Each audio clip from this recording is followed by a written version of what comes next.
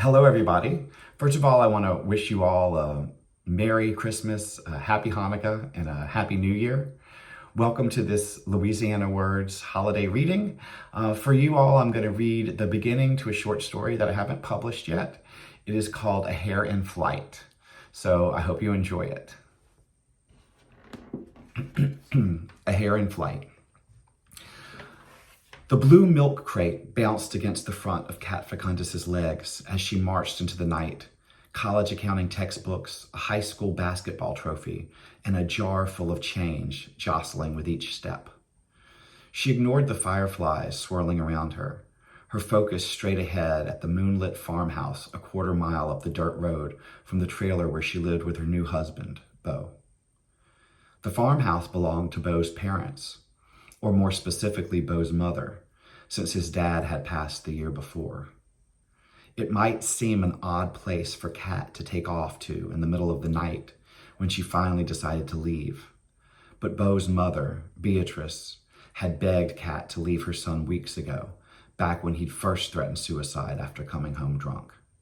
Tonight made the third time, and for Cat that was enough. She hoped Beatrice's offer to put her up was still good.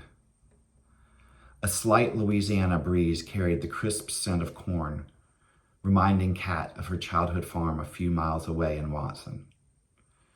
Instead of comforting her, it made her stomach lurch, a reminder of the relative peace she'd known most of her 19 years, right up until she eloped with Beau Facundus just before Christmas passed.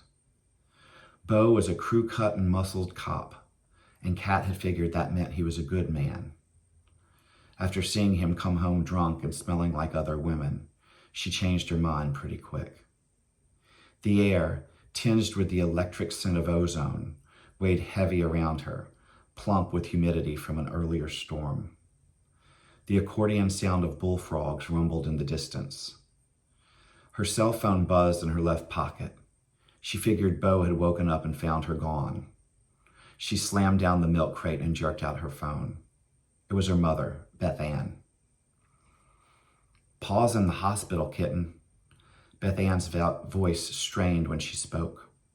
"They think he's had a stroke." "Is he going to be okay?" Cat crouched next to the milk crate, holding it for support. A muffled sob came through the phone. "Don't worry, Mama. I'll be right there." Cat stood, grabbed up the milk crate, and trudged back to the trailer. She snuck the keys to Beau's patrol car from his belt and took off to the hospital. A few hours later, Cat sat with her mother in a fluorescent-lit waiting area down the hall from her father's hospital room, sipping stale vending machine coffee and trying to seem calm. She'd come here worried about her father and hoping for forgiveness. She'd imagined a stroke might put things in perspective. "You at the theater tomorrow?" Beth Ann asked. She looked tired, worn, still dressed in her Denny's uniform. In the past few years, since Cat's father couldn't work the fields, her mother had taken up waitressing to pay the bills. "Nah," Cat shook her head. "It's Tuesday. I've got class. I only do Friday through Monday now." Beth Ann grunted. "I got promoted to assistant manager. No more just taking tickets." Beth Ann grunted again. The hum of the fluorescent lights seemed suddenly loud. "Mama, are you sure I can't come home for a bit?" Her mother sighed deeply, shaking her head. "If it were up to me, kitten," Beth Ann said, "you'd already be home. But you know your father." Cat sipped down her coffee, crumpling the warm, damp paper cup in her hand. "It's half your house, too.